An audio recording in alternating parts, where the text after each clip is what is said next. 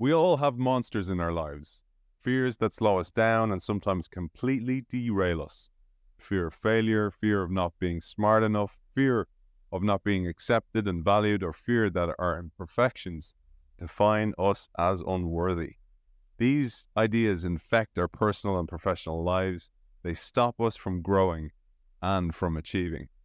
Overcoming our fears and leading others are similar in some ways. They both require us to view ourselves with honesty and to view others with empathy and respect.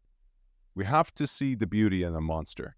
That's when you build the confidence that's needed to face the normal risks associated with learning and success. So don't fear the challenges and imperfections, whether in yourself or in others. It's time to stop denying, avoiding, or denigrating them. It's time to start dancing with monsters. It's a great pleasure to welcome the author of those words and the focus of today's show, his book, Dancing with Monsters, Dr. Todd Dewett. Welcome to the show. Hey, thank you so much for having me. Great to see you. Todd, one of my practices on this show is to wear a pin. I carefully select a pin for each episode to try and reflect. And I couldn't find a mummy or a werewolf, but I had this little pin of death walking around. And I was like kind of going, it's kind of a monster, so it will do the job. It's great, strangely.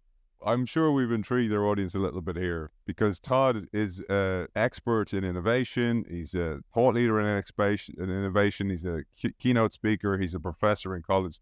Very much a portfolio career all around the theme of innovation and leadership within innovation. So he's written this book that's a beautiful read. And actually, Todd, I have to share it to you. I thought it would be a brilliant read for my children as well. I thought it's that simple to read to them, particularly the monster story.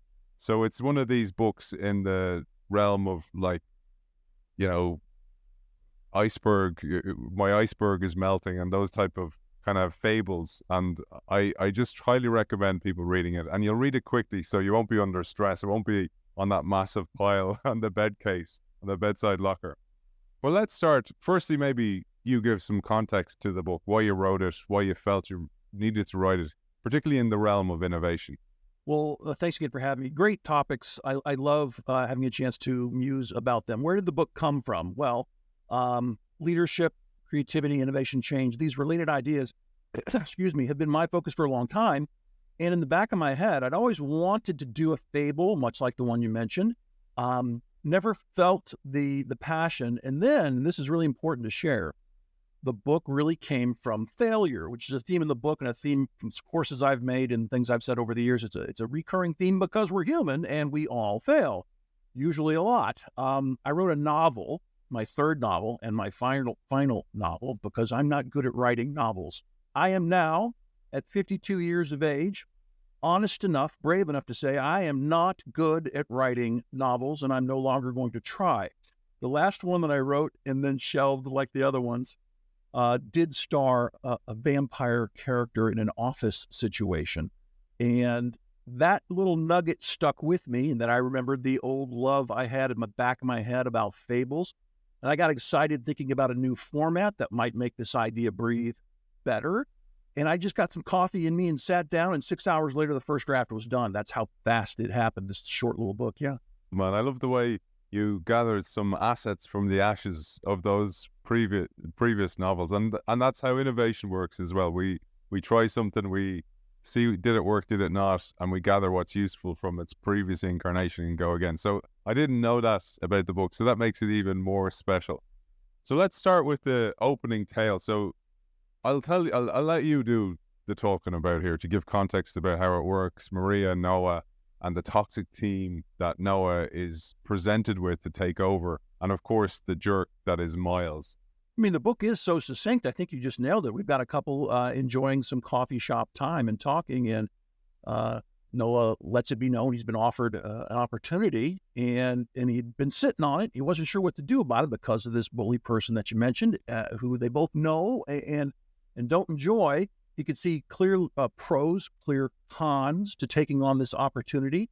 And then Maria, was kind of reminded of an old professor who had them read a little tale that she thought might be useful in this situation. And from there, we just jump into this tale of a few misfit monsters. And Todd, one of the things I wanted to just point out was maybe let's extend a little bit the story about Noah, and because of the opening I gave about fear and his fear of taking this role, because many people experience that they're offered this opportunity, and usually what comes to mind is not, let's jump at it. It's all the reasons why you shouldn't jump at it. It's interesting.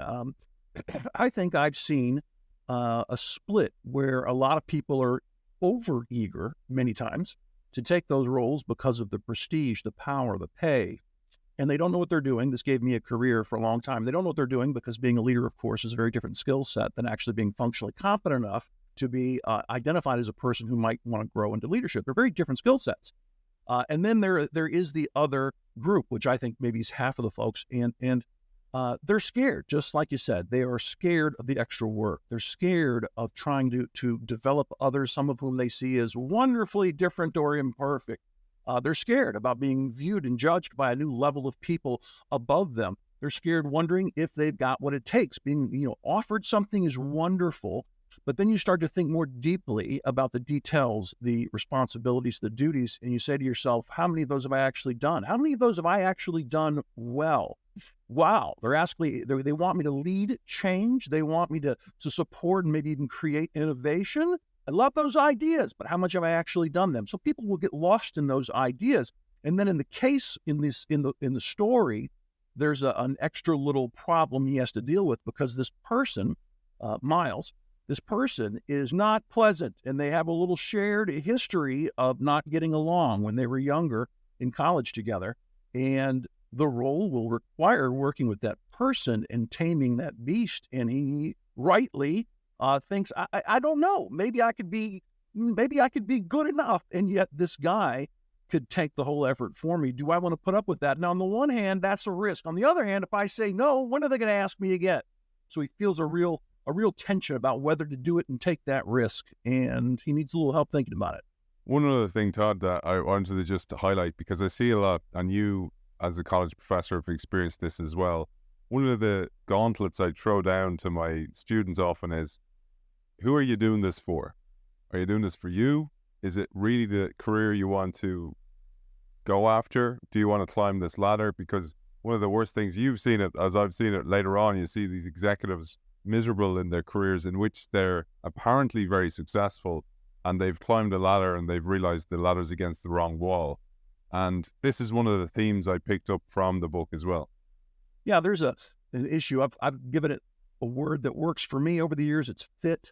And it's hard to know where you fit until you try something. And when you try it, you might gain all kinds of knowledge. That's the most important, about where you should be and what you're good at, what you're not good at. But you can't get that until you take the risk and go get involved in that thing, whether it's a new role, a new industry, a new project team, an innovation team, whatever it might be. That is the conundrum. You want to grow? Good for you. Go take a risk, because you won't learn squat if you don't do that. So when I talk to young, aspirational future leaders, I always tell them, it will not go as you think it will go. In moments, it will be way better. In other moments, more of these than you'd care to realize, it's not going to go well, and people will question you in ways that will make you uncomfortable. And the key to leadership isn't being a genius. It is really learning to get okay with that reality so that you can actually learn better than others. That's where growth comes from. And that's a hard pill to swallow for a lot of people who think they're going to be promoted, and then everyone's going to throw roses at their feet. Hey, man, good job. What are we doing this week? You're wonderful. That never happens, or almost never happens, and that's okay as long as you have the right goal and that ladder is sitting on the right wall. Beautiful, man. Beautiful. And well said. That's, for me, that fear, that's the fear of failure. It's the, what does this look like on my record? And by the way, Todd will maybe talk about this at the end. Prolific creator of content for LinkedIn Learning as well. But people are worried about, what will this look like on my LinkedIn profile? And this whole idea, but it really cripples people with fear, is like, what will they say? This magic they that's out there as well. So with that, let's tee up the story, because Noah and Maria, these two main protagonists in the story, the main one is Noah and his wife or girlfriend, Maria, and they went to college together. And Maria reminds Noah, hey, do you remember that story that our old college professor used to tell? The story about a monster. Maybe you'll give us a synopsis of that story with some of the themes that appear time and time again throughout. Sure. So we've got this cat who thinks he's pretty cool named Joe Vampire, and comes from a good old successful vampire family. A lot of success doing the thing that monsters do, which is of course scare. And his family's in the training biz. They expect him to be the latest, greatest, protege. And turns out he's finding the life of a practicing monster more difficult than he could have imagined. And his early progress kind of stalled out, and he's wondering what this is all about, what to do about it. And well, when that happens, as happens in organizational life, when the performance falls off, people notice. So he gets a visit from, some people are going to get mad at me over the years for this, from a witch playing the role of a HR administrator type person. Excuse me. And he's told, yeah, we've noticed you're not doing the butt kicking that you're supposed to be doing, and we'd like to talk to you about it. We've all had those not all of us, but a lot of us have had those performance come to Jesus meetings where someone needs to explain how they're viewing us and how things maybe need to change and improve. He got one of those, and they decided, because they do see potential in him, to maybe give him a task that would help a few others while also helping him. You, they tell Joe, are going to lead a team of others who are struggling in their own ways, because I think you can do this and you're going to learn from this. And then he's introduced to this team of sad little misfit monsters, a mummy and a werewolf and a zombie and a ghost. I just took classics that I thought all of us could relate to. And I have to tell you, your comment about kids was beautiful. I've heard that from several readers. The back end reads for simple reading for business people. The story itself, I've had plenty of people say, I can't wait to make my 12-year-old, my teenager, read this, because it's so simple and it has good life lessons we all know are important that sometimes we're awkward and we don't talk about. And this story helps people talk about it, I think. So Joe's put in charge, and he's not happy about it, and he doesn't know what to do about it. He is very fond of Ray-Bans, and so he's just trying to be cool as he looks at them and starts thinking, well, not productive or kind thoughts about them. And then they start trying to go do what they all have to do, which is produce scares. And they're not good at it. And he's barking orders and doing things that are somewhat understandable, but not at all ideal or useful. And he elicits, long story short, not much from them. And that is a source of extra pain. Now, what is going on? I'm failing miserably at this thing that might save me. And he has an epiphany. And yes, by the way, you're probably wanting to ask this question.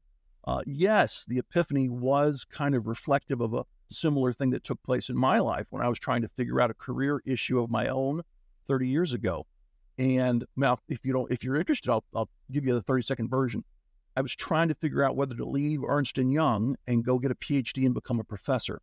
This was a big leap. I've now taken several leaps in my career that are risky, and some have worked, some haven't. This one worked, and I was scared to take the leap.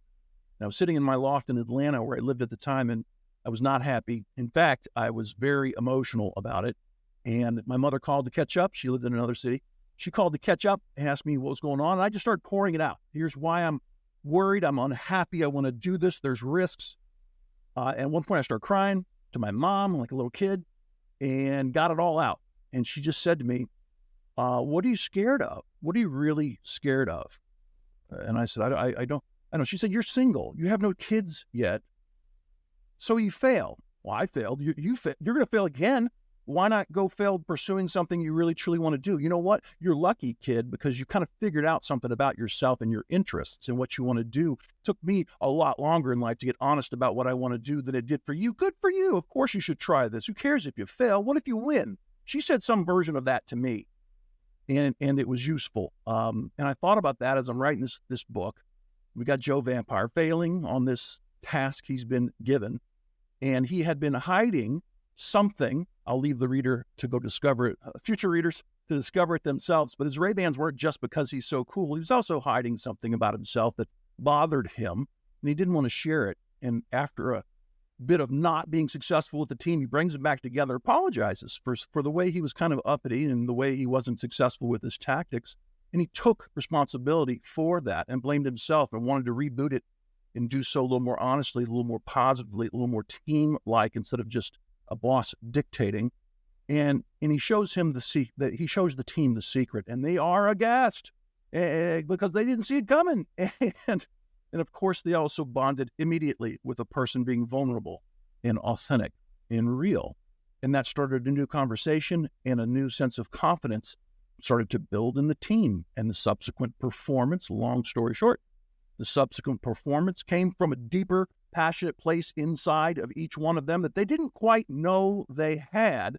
But thanks to Joe kickstarting with a really bold move of vulnerability, kickstarting a new conversation, they all reached deeper than they knew they could and started to scare in ways they'd never done before, using some skills they didn't know that they actually had.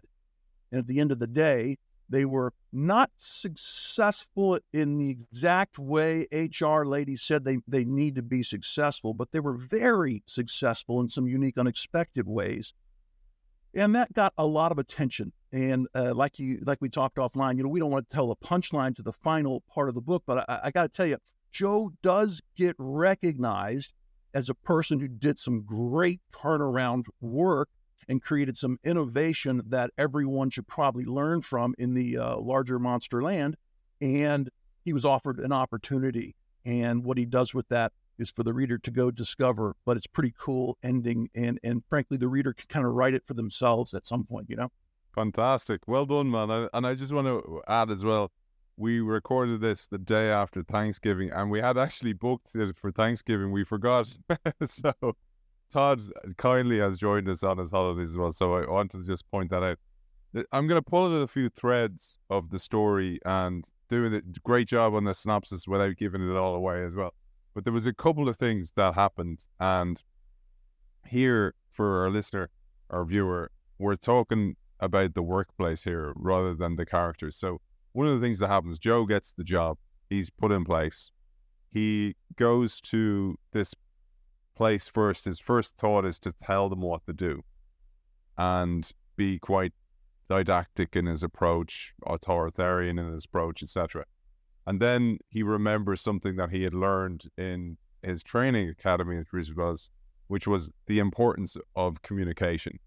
And this is his first kind of aha moment in kind of going, oh, okay, this seems to be something really important to do with transformation efforts. Yeah, it's cool. I've had a whole career basically taking simple ideas that once you look at them sharply are pretty obvious, yet in practice are often forgotten. And then I find ways, whether it's a blog post, a book, or a speech, to get people to remember it, get focused on it, and embrace it because they tend to be very useful. So when I wrote those rules in the back, one was collaborate, don't dictate. I can't tell you over the years, and I know you've had similar experiences, that people who have the authority vested in them from their position will use it, not even unethically. They'll just use it, though, to make a decision and tell people what to do. That's not inherently evil. It's just not ideal. The ideal, of course, and it's only 30, 40 years, maybe, I think the business world is slowly waking up to some of these realities. So when you look at the long history, it's fairly new that these people issues are coming to be front and center to productivity and success at work. But when you're dealing with the team, you think about making decisions, all kinds of decisions, small and large, every day. And people need to have their voice heard. That word, voice, their input, their thoughts, their opinions matter. Now, people hear me say things like that, and they go, yeah, I know, but people are crazy. I'm busy. I know more than they do. I know what he would choose, and I don't like that. Okay, some of those realities are real. I hear you. But on average, most of the time, you have to strive more than less to get people's voice heard. Here's why. Number one, it will help you, again, on average, make sounder decisions. Number two, no matter what decision you make, when people feel they've meaningfully had an opportunity to give voice on the issue, no matter what decision you make, they will absolutely follow you and execute and work hard in the face of the challenges that might be there more simply because they believe it's a valid and just decision that was made. That's some magical stuff if you think about it, and you should think about it when you're resisting giving people more input. Now, every decision is, of course, not the same. Some decisions are very important and don't need team input because they're strategic and it's above your pay grade. I recognize that. That's a minority of the decisions a leader makes about strategy and compensation and what have you. And then there's the decisions where you do want meaningful voice from employees, but you, the leader, are going to make the call, okay? But they need to be involved in collaborating. Then there's a ton of decisions that are smaller-ish. You might just want to give away authority on those and let people own them, let the team own them. When in doubt, give a little more, not a little less. It sounds so easy, but because we're so busy every day and have some imperfect thoughts about ourselves and others, we resist this wonderful practice. One of the things that comes out from that is, right, so he was probably a little bit insecure, and oftentimes that lack of a two-way communication system or a multi-way communication system throughout an organization, a connected one, a networked one, is because you don't actually want to know what's going on in the field, or you don't want feedback about your own leadership style, etc., etc. That was one thing that came across. But then also that I'm keeping to the organizational stuff here. I was reading, because one of the things I do with each of the shows that I have is I try and release an article that's loosely connected in some way. And I was thinking about how a leader, when they're either not trained or they're not a leader, what they tend to do is they don't try and lead others, they try and block their progress because they've a fear of being maybe shown up in some way. And a great early guest that we had on the show was a guy called Jeffrey J. Fox. He wrote a brilliant book, actually, similar kind of fable about this paper boy called Rain. And he wrote all these books about rainmaking, etc. But ultimately, it's a fable. And I read that one to my kids. They absolutely loved it. But he had a killer line in one of his books, and he said, 7s hire 5s, 9s hire 10s. And obviously talking about the, if you on a scale of 1 to 10, the type of person. And that came to mind as well, in that if you are insecure in yourself, you'll kind of block the progress of others, and you don't want to make them into heroes. And this was one of the kind of things that dawns on the vampire here, Joe, where he kind of goes, actually, I'm going to make them all into heroes. I'm going to release their latent potential. It's fascinating that you say that. It's probably one of the most recurring things I've ever witnessed, is that people aren't always inherently wired to want to develop others into their best selves, for fear of, by contrast, by comparison, looking somehow less than, which is human, but not productive. And that's why people like you and me, we talk about these things to get people away from that.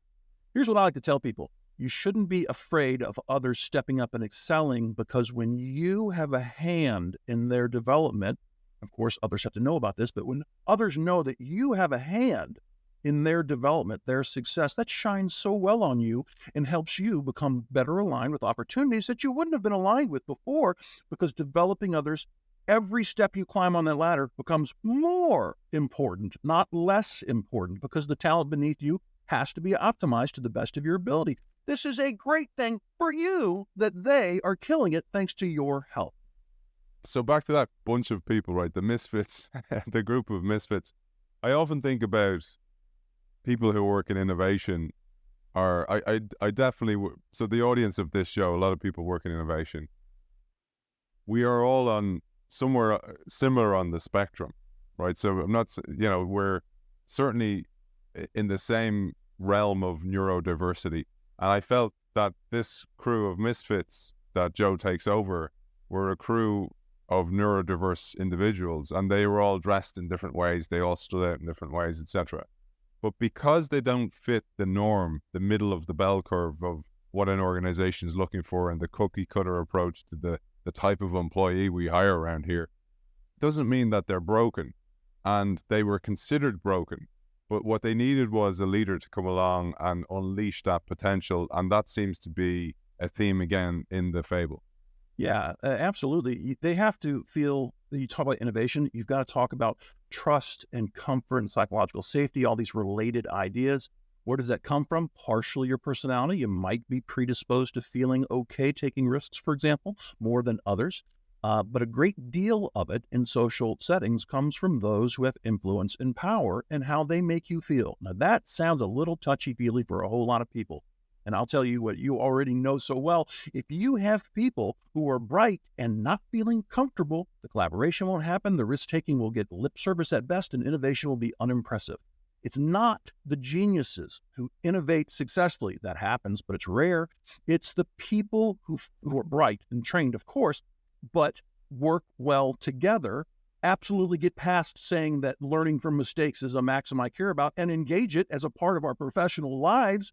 Some of the best innovative companies in the world have got all kinds of failure and mistake libraries of different types, so that we'll never forget what it took to climb that mountain the first time, because it's going to be the same next time. I'm ranting here, friend, but one of the most depressing things for me is to see a company kill it over some number of years with a platform or product or whatever, and then become the slightly too large bureaucratic thing that is no longer capable of doing the thing that got them there. Breaks my heart every time. Of course, you can break them up in different ways and re-energize them. We're part of that.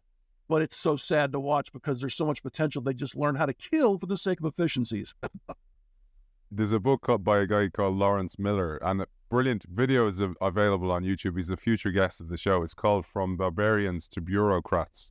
And he talks about as a business moves up the S-curve, it initially hires all these kind of innovators, these kind of heretics, and then it starts to get towards the bureaucrats. And it needs them, but it doesn't then keep them in the organization to keep that innovative spirit, that entrepreneurial spirit alive later on. So totally get you on that, man. And that's what we do. We crush the spirit of those neurodiverse people, the people who think differently because they don't think like us. The reason I'm saying that, Todd, is I wanted to get to one of the things again I noticed. And you know the way when you go to school and you're sitting your SATs over in the States and you have like an English essay or whatever, or a poetry, deciphering what you think a poem is about, I'm sure you get this all the time where people are kind of going, yeah, what I thought was happening in the book was this. And you're like kind of going, yeah, sure, if you see it that way.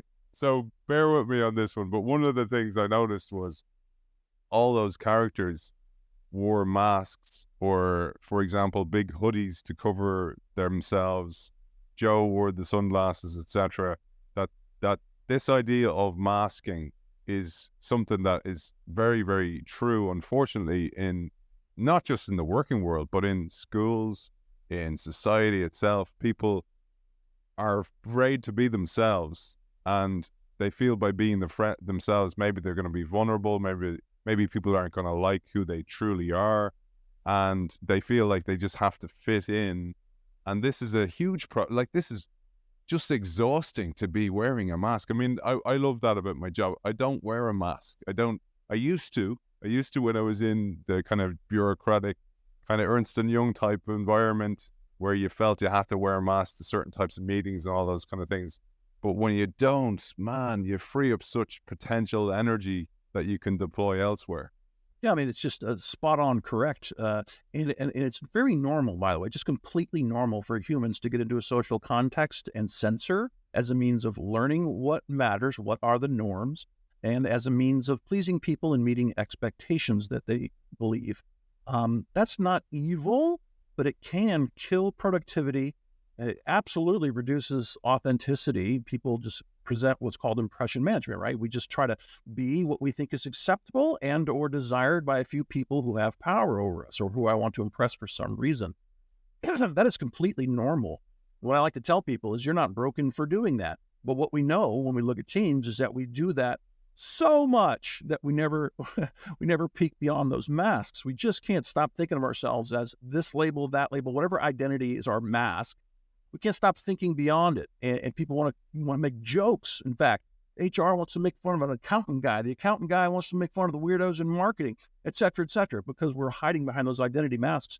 On a personal level, we all have flaws. And for them, the characters in the book, this really made sense to me because I've got flaws. I'm 20 pounds overweight, shaved my head because the hair was going thin 20 years ago. I'm imperfect as can be like everyone else. That's not the question. The question is, how do you feel about it? What do you do with that? And what we know from basic psych and a lot of other related sciences is you can learn to understand that, think past it, laugh about it, leverage it sometimes. My bald head's part of my marketing, what people know me for. My bald head and these glasses and the tattoos If my dad said I'd never get work, look at me now, Dad. So they're each doing what I know readers have done many times, and they're just relying on something that is acceptable, that hides their flaws. And what I love to tell people is stop hiding them. Your flaws are strangely identifying and unique indicators about who you are. For many people who observe you, they're not even flaws. They're characteristics that you have. Stop assuming it's negative every time that you look at yourself in the mirror. I don't want to get too basic or too full of a therapy kind of mindset here, but you have to learn to look in the mirror and be okay with it. Because I promise you this, that's only step one. But if you ever get past that step, you will then start to see others better, more clearly, more deeply, a little past their masks, and relate to them in a way that helps them feel okay about taking the damn thing off once in a while. That's a team willing to have bold conversations. When you get educated people, you hire the smart people, everyone focuses on that. It's not a war. I've said this many times. It's not a war for talent. Everyone says that. It's not true. If you know what you're doing, you can go find talent. Sometimes you got to pay a lot, but you can find it.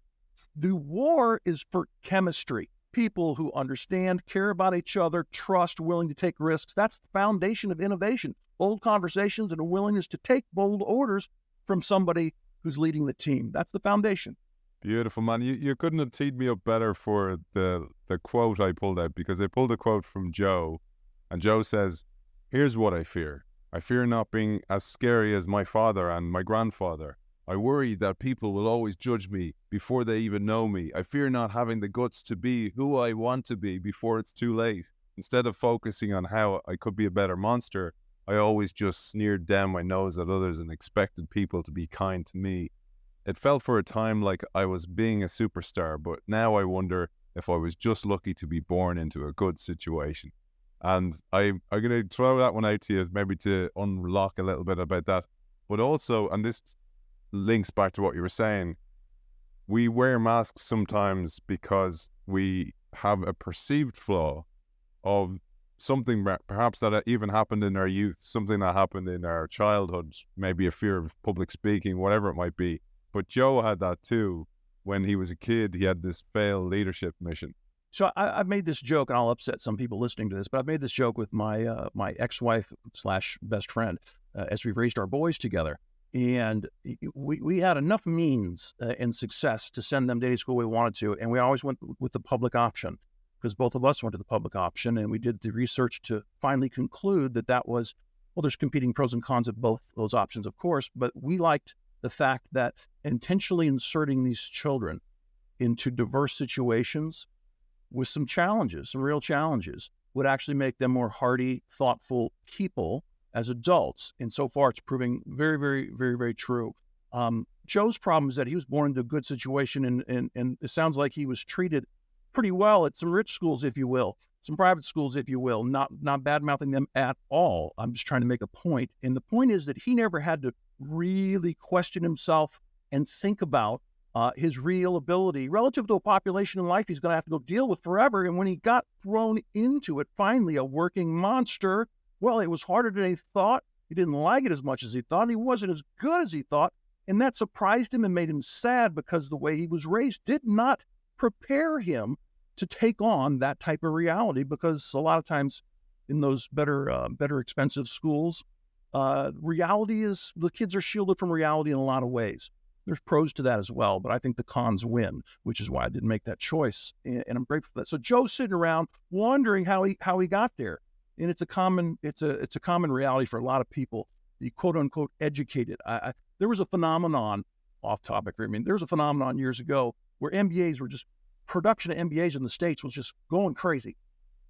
And so companies were hiring more of them because they want to be on their fact sheet to say, look, we've got a bunch of MBAs.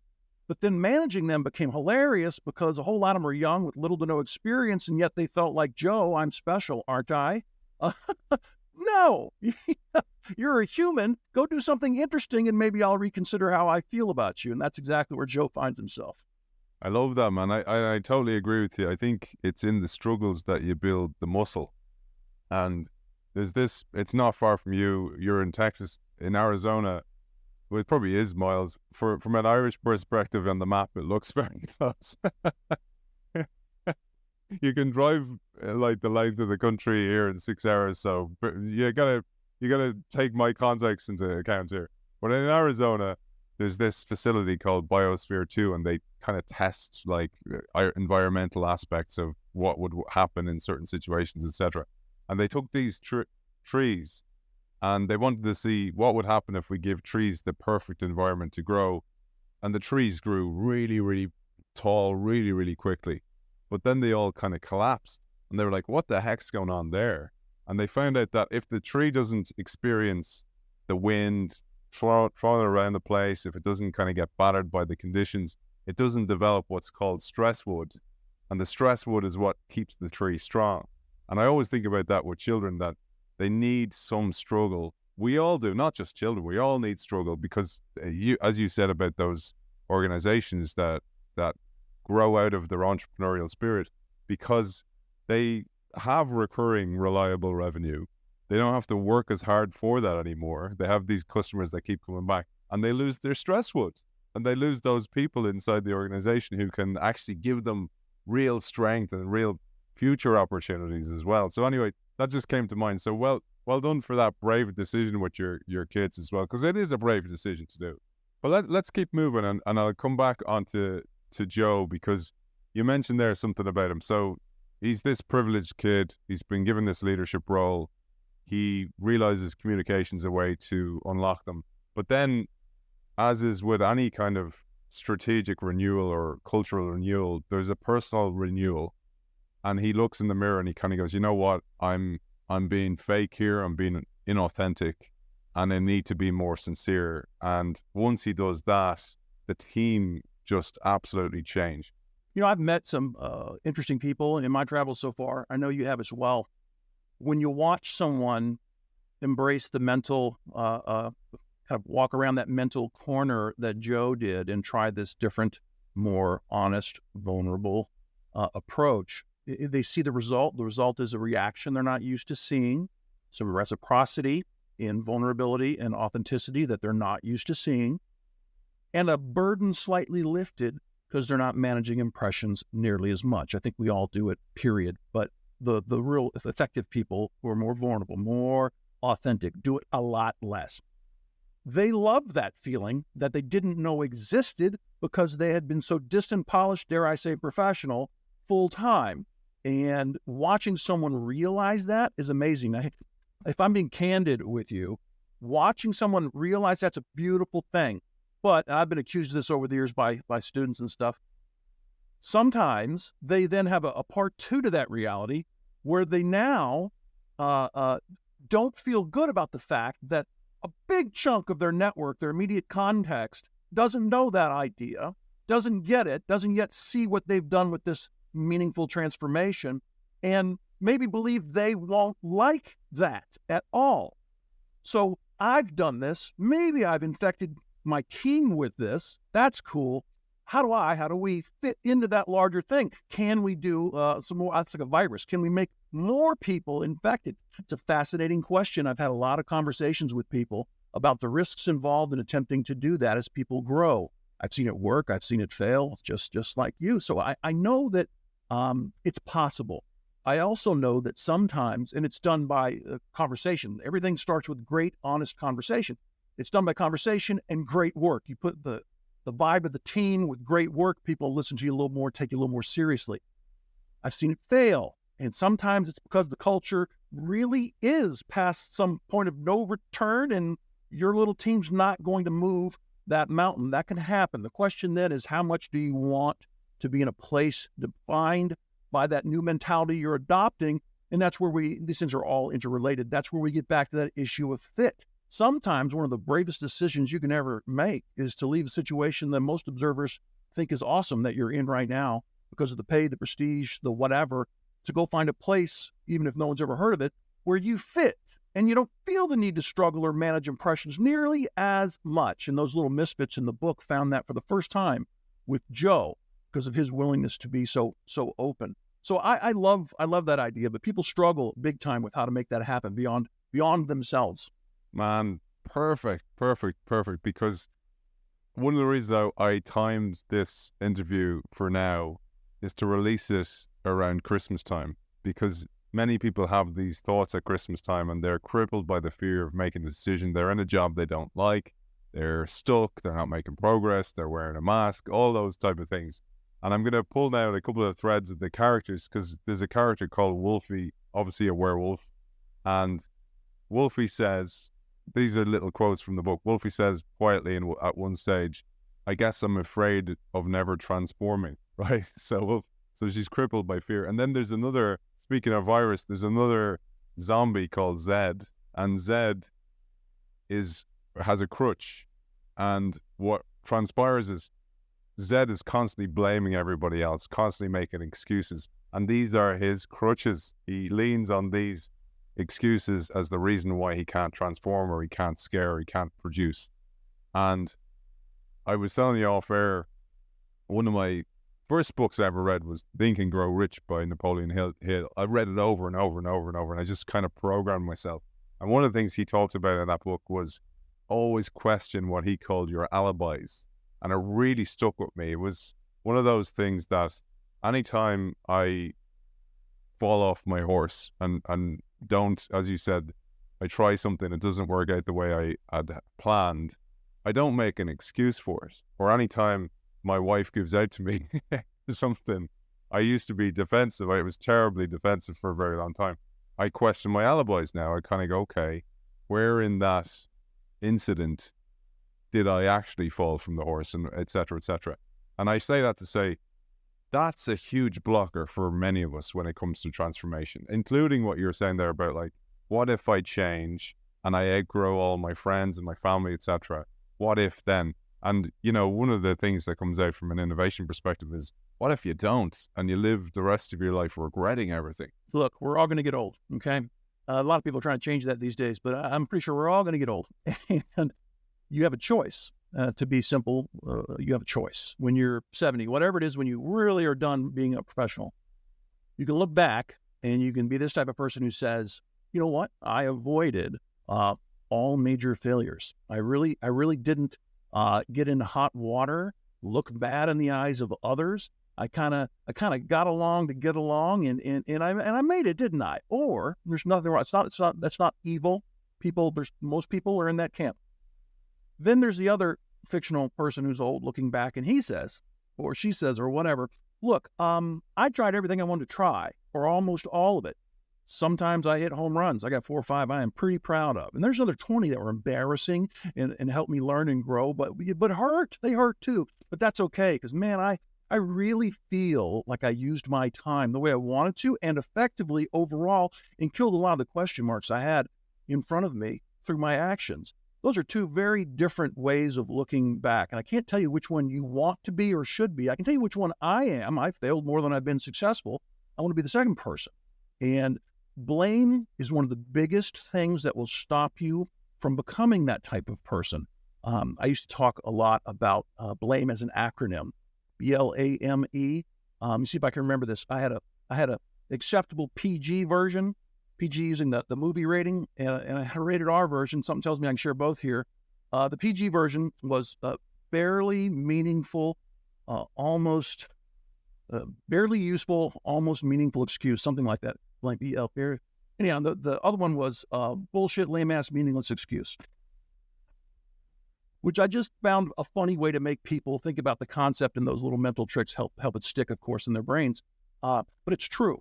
And when you study humans and you study any amount of psychology, what you find out, and this really tweaks people when they first realize it, and you explained wonderfully the transformation on one issue you went through, which is just brilliant, because it's useful for every human to find their simple version of that. How we perceive ourselves, how we perceive an issue, here it comes, ready, is different than how others perceive us and the issues that together we're looking at. Just getting your head around that seemingly simple idea will determine a great deal of your fate. Now, I don't want to encourage people to get lost questioning themselves. I don't want to create neurotic, slow, unproductive people. But most people, almost all people, err hard in affirming positive views of themselves, assumptions that help them be a good in their mind, such as, yes, I know I was right in that situation and my wife was wrong. That is simple thinking, And even here's the kicker: even if you're right, which sometimes maybe you are, even if you're right, assuming that and really claiming that and talking about that and throwing it in other spaces is going to do nothing but harm to the relationship or to the team. There's so many parallels between relationships and teammates at work. It's unbelievable. So, man, I'm glad you picked that part up, because I think it's so human to be like, I call him Z, you call him Z, to be that crutch. Now, I hope you didn't laugh at how obvious the choice was to actually give him a crutch. For those who haven't read the book, he lost a foot and he has trouble. And he needs a crutch to walk around as well. But it's also meaningfully symbolic of how he tends to look at everything and blame everyone except himself for the place that he finds himself at. And I thought that idea, and then I thought that reflects darn near everyone I've ever known, including myself. Of course, that guy needs to be in the story. I have a saying that kind of helps me remind me of this, it's so true for innovation as well. The whole idea of blaming the organization, oh, they're dinosaurs, they don't get it, they'll never update themselves, etc. Because I think we do that a lot in innovation roles, in change roles, and transformation roles. We point the finger, and when you point the finger, there's three pointing back to yourself.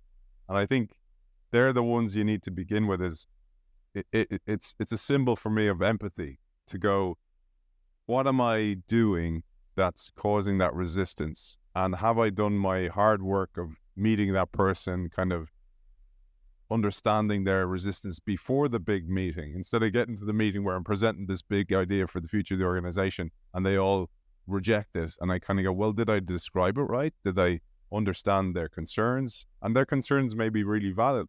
And I think that's one of the it's overlooked a lot when it comes to innovation, this empathy aspect. And empathy is a huge part of this book. It definitely is. So you've heard many, many people say versions of this. When you see people every day, you should be kind to them because you never know the struggles that they're facing. That is so profoundly true. It's unbelievable. You just don't know. I'll tell you a story. If you're an educator of a sort like we are, and you're any good at it, over time, you're going to get feedback that you put in your pocket and use, because it motivates you, or it makes you feel good for what you do. And maybe I've written about this one, a short version of it. A woman was a senior nurse at a hospital, and she was in an MBA course I was teaching. And we were talking about empathy and related ideas and how you don't know what that person walking by is actually thinking and feeling and what's going on in their life. So stop assuming that and be a little kind. It's just an unbelievably simple, useful place to put your brain when you see people. And she liked that conversation. And she told me a year or two later, after she was long gone, that she went to work in the days following that conversation in that course. And she remembered for months seeing this one particular patient several days a week for appointments coming through the hospital. And they passed each other. Their paths crossed on a regular basis for several months. And she never said anything to him. It wasn't her patient. She just knew him, kind of, hey, how you doing? And she never said anything to him. And one day she was walking, and here comes this person, and he just looked glum, off. And she never spoke to him. And then she saw this little kind of off, and she said, I wonder how this person is doing. And she went, first time ever, because empathy matters. People need a little kindness. People are facing challenges. And so she said, hey, good morning. How you doing? You okay? Because his guy just looked off. He couldn't quite speak, and he needed to sit down. He was starting to have a heart attack, and she got help for the man and saved his life. And she wrote this note to me telling me a more detailed version of this story. And she said to me, I didn't save his life, Dr. Dewett, you did. And I'm almost crying now telling you the story, because it was so touching that when you see that you can have, leaders do it, educators do it, when you see that you can have an impact on somebody in a real way, it's what changes us from people who give advice to people who believe the advice that we're giving. You know what I mean? I think that, that Tiananmen Square, the guy that stands up at a tank, I think that has such a profound impact on the world, but also people think that that's what that means. One person can make a difference, but it's not. It's what you did there. It's what she did there. It's hopefully, as you say, what we do with the work. It's one of the reasons I do the teaching. Teaching's hard. Like I find teaching, like, it's a tough gig. Correcting the essays especially, it's always tough.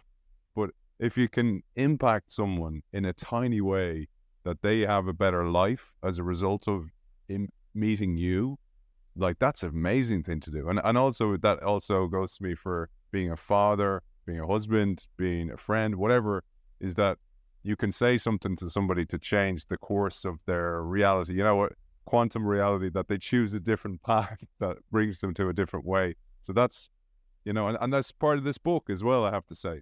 I thought we'd finish with one last thing, because there's loads. I had loads more, which is kind of deceptive because it's such a short book, but there's so much wisdom packed into that, as you can see, for those who have watched us or listened to us. But one of the things Joe constantly worries about, it goes back to something we touched on earlier, is how his family views him. What will the proverbial they think? And he worries about how strangers will view him, how his employees will view him, etc., etc. And again, this cripples leaders, potential leaders within your organizations. It keeps them as 5s instead of elevating them to be 9s or 10s. And there's a quote by Marcus Aurelius in Meditations. He said, "The tranquility that comes when you stop caring what they say or think or do absolutely releases this new energy within you." And I thought maybe you'll say something about that, because again, you've been through this yourself. You've gone through your own transformation. You clearly have seen it in others, hence writing this book as well. Maybe you'll share a final thought on that. Sure. It's one of those, again, ever-present issues in human life. We have people we don't want to disappoint. I used to argue, I mentioned something wonderful about my ex/bestie, and then she always admired and hated about me, is that I didn't care what other people thought about me. And I still really don't. And I got that by genetics, but I love to tell people, even if you weren't born with that predisposition, it's an idea that you can understand, you can think about, you can build some skill around and move in the right direction towards it as a decision maker in your life. That's the truth about almost anything you want to talk about in terms of skills that create performance. You're born with what you're born with, but you can build a lot more. And what's the worst thing that happens if someone doesn't like you, someone doesn't appreciate something you've done? Well, they might judge you. They might say things to you. They might affect whether or not an opportunity comes your way. Yes, that's true. So what? You have to be willing to be happily imperfect in the eyes of others, because if you don't, then you only make the moves that you know will be approved. You're leaving so much of your personal untapped potential on the table that it is horrible. It's shocking. You can't do that. So I'd like to remind people that I practice what I preach, not always, but usually. And I've done this. So, for example, first time I got an ear pierced when I was 18, Dad wouldn't talk to me for 2 weeks. First time I got a tattoo, Dad didn't speak to me for a month. I quit and gave up a basketball scholarship playing college, small school ball, because I wanted to go become expressive and explore academia, and it worked very well for me. Dad was you just gave up free college? These are just examples. Lots of details could explain those stories better, but the point is, I really, not from being lazy or misguided, but I really wanted to go explore certain things in my life as my growth as a human. And I wasn't going to let my dad possibly looking at me like a bum who's making bad decisions. I wasn't going to let that possibility stop me. And you know what happened with me? And I think it can happen for most people if they work really hard. I went and created a new chapter that he initially hadn't, approved of, did very, very well, and made him proud. And then me, by doing that, took this older guy, who unfortunately is long gone now, my dad, and changed him a little bit in his last decade to how he looked at the youngins in the world and the issues in the world, because he saw me look in a way that didn't make sense, make a few decisions to him that didn't make sense, and yet become really productive, if not lauded in a few different ways. And that affected him as well. So doing what you really want to do isn't just about you. You're having positive impacts on others as well. Beautiful, man. Beautiful. And that's the message. And that's exactly what happens in organizations as well. You have people who are willing to go off the well-worn path. And if you do the work like you've done, it works out. And speaking of doing the work, where can people find that work? Because you're a prolific writer, you're a prolific creator of content for LinkedIn Learning, for example. Where else can people find you? Very kind. Those are the places I always tell them to go first and foremost. LinkedIn. I'd love to connect if people want to chat about these topics. LinkedIn Learning, lots of courses. I think I have 40 plus courses right now on these types of issues. Just Amazon or wherever you buy books, you'll find Dancing with Monsters. Did you say your website? No, I didn't. Aside from LinkedIn, which has become my home, I do have a website with a lot of more information and video and such, and that's drdewett.com, DRDEWETT.com. Author of Dancing with Monsters, Dr. Todd Dewett. Thank you for joining us. My pleasure.